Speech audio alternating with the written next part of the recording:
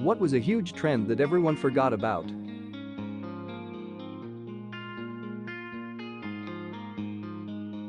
That era during the 2000s, early 2010s when every popular song got an Alvin and the Chipmunks cover. Still can't believe we survived that. Farmville.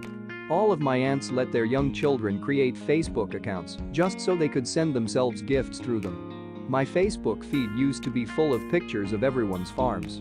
I miss that time. Now it's just full of my aunts making ignorant racist comments on satire articles. Yeah, I never thought I'd actually miss the days when Facebook was a never-ending barrage of Farmville and Candy Crush requests. When I started college in the mid-2000s, almost everyone had a BlackBerry, the Crackberry era. We'd be messaging each other on BBM all the time and all that shit. By senior year those phones weren't even a passing thought on our minds. It's impressive how quickly it changed. And all the phones you could slide out a full-size keyboard.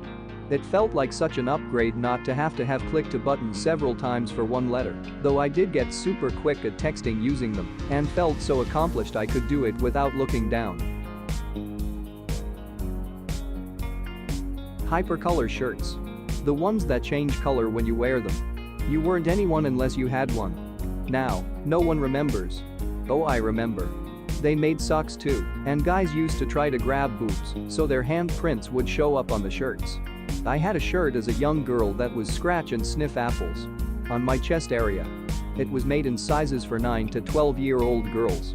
Nothing makes you more aware of beginning puberty like scratch and smell boob apples.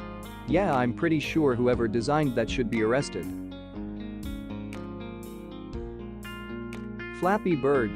Didn't the guy who created it kill it? He created the game using a pirated version of Game Maker Studio. After the game got worldwide fame, Yo-Yo Games threatened to sue him for unlicensed use of the studio. So he took it down. He eventually re-released it in 2014 as an Amazon App Store exclusive, which is why you and nobody else heard about it. By the way, Game Maker Studio is fantastic for 2D games. Everything from Hotline Miami to Risk of Rain came from there, but it's easy enough that I was making my own games in it when I was 14. I thought he put it down because of the death threats and abuse he received. From a 90s early 2000s perspective as a girl. Scarves as belts. Glittery scarves. Bandanas. Pegs or paperclips as earrings. Flare jeans. Leopard print meant you were cool. Screensavers on brick phones. Bluetoothing them to friends. SingStar at sleepovers. Joke books. The stress of LimeWire. Hilary Duff and Mary-Kate and Ashley themed movies, clothes, makeup. May those trends rest in peace and never come back. LimeWire was basically unprotected sex with the internet.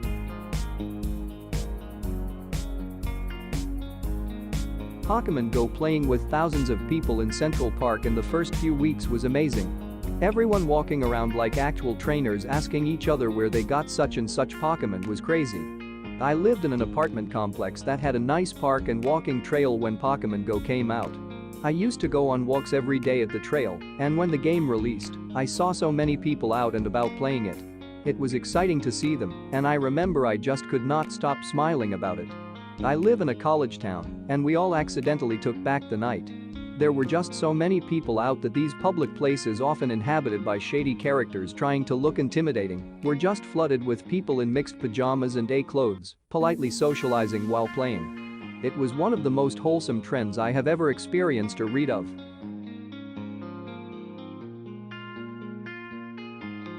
The California Raisins were freaking huge for about a year, like 1988 or 1989. I heard it through the grapevine, as performed by the Raisins, was on the radio, and Hardee's did a promotional thing with their kids' meals, where you got these cool little figurines of the members playing their respective instruments.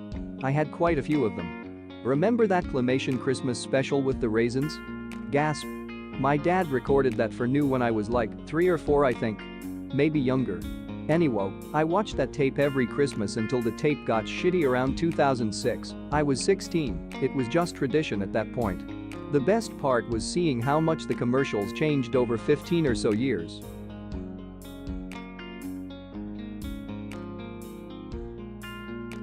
Fidget spinners, planking, mannequin challenge, Harlem Shake, any meme older than 2 weeks. Company where I live recently gave away over 100,000 fidget spinners. Apparently they weren't selling any more at all and were just taking up space in their warehouse. They still made an absolute killing on the ones they did sell though. Even my cat doesn't play with his anymore.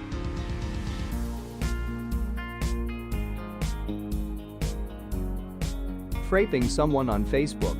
I'm gay was pretty obvious, but fake pregnancy posts were hilarious on the right person. Seen one go down really badly though.